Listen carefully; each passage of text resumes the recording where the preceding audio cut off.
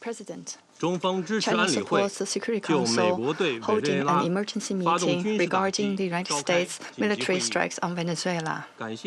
And thanks USG DeCarlo for reading out the briefing of the Secretary General Guterres.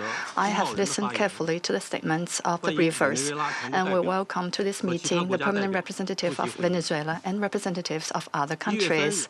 On January the 3rd, the United States blatantly launched large-scale military strikes against Venezuela, forcibly seized Venezuelan President Nicolas Maduro and his wife, and took them out of the country. It claimed that it will run Venezuela and even didn't rule out launching a second round of military operations on an even larger scale.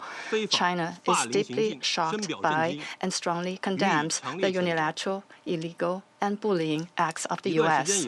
For some time now, the international community has repeatedly expressed grave concern over the U.S. sanctions, blockade, and threats of force against Venezuela.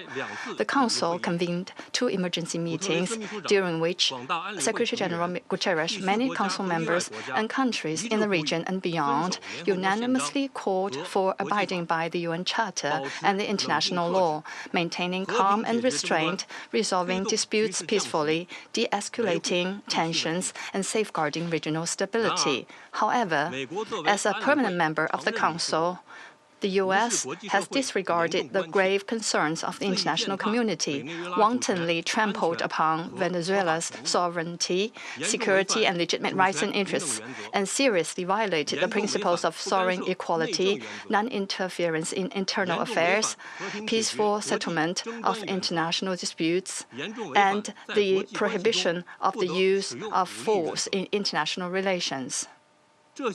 These principles constitute the fundamental tenets of the UN Charter and form the cornerstone of maintaining international peace and security.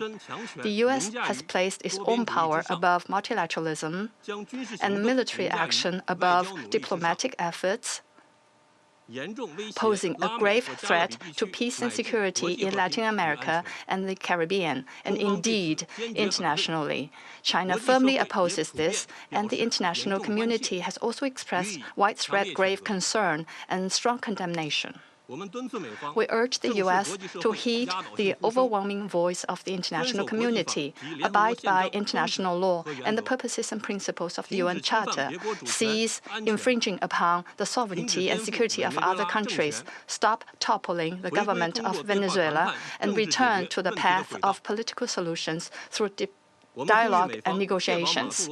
We call on the U.S. to ensure the personal safety of President Maduro and his wife and to release them at once. We support the Council in fulfilling its primary responsibility to maintain international peace and security, and we support all efforts by the UN Secretary General, regional countries, and organizations that contribute to promoting dialogue and de-escalating the situation.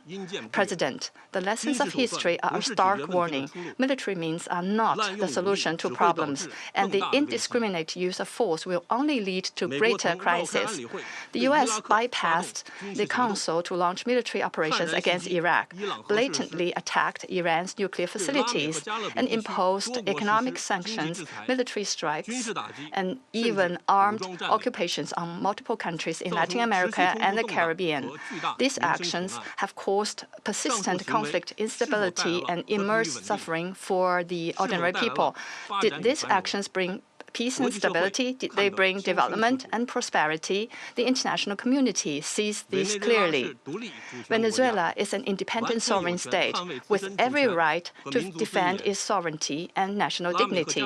Countries in Latin America and the Caribbean are important forces in maintaining world peace and stability and promoting global development and prosperity, and they have every right to independently choose their development paths and partners. No country can act as the world's police, nor can any state presume to be the international judge.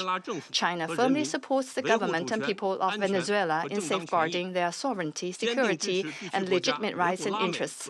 We firmly support the regional countries in upholding the status of Latin America and the Caribbean as a zone of peace. We demand that the United States change its course, cease its bullying and coercive practices, and develop relations and cooperation with regional countries on the basis of mutual respect, equality, and non-interference in international affairs. China stands ready to work with the regional countries and the international community to strengthen solidarity and cooperation, uphold fairness and justice, and jointly safeguard peace and stability in Latin America and the Caribbean. I thank you, President.